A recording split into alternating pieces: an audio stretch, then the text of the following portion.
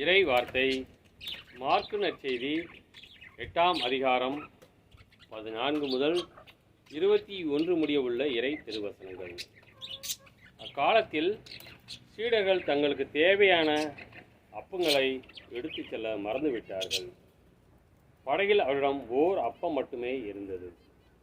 அப்பொழுது இயேசு, பரிசேயர், ஏரோதியர் ஆகியோரது புளிப்பு மாவை குறித்து மிகவும் கவனமாயிருங்கள் என்று அவர்களுக்கு கட்டளையிட்டார். அவர்களோ தங்களிடம் அப்பம் இல்லையே என்று ஒருவரோடு ஒருவர் பேசிக் கொண்டிருந்தார்கள். இதை அறிந்த இயேசு அவர்களை நோக்கி, நீங்கள் உங்களிடம் அப்பம் இல்லை என ஏன் பேசிக் கொள்கிறீர்கள்? இன்னுமா உணராமலும் புரிந்து கொள்ளாமலும் இருக்கிறீர்கள்?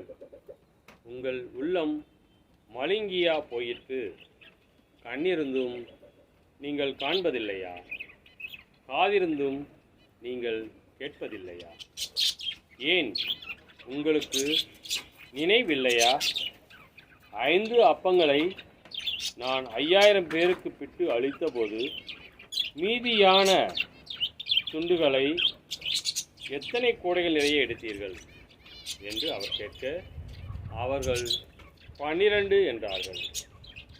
7 அப்பங்களை நான் 4000 பேருக்கு பிட்டு அளித்தபோது மீதி துண்டுகளை எத்தனை கூடைகள் நிறைய எடுத்தீர்கள் என்று கேட்க, அவர்கள் 7 என்றார்கள்.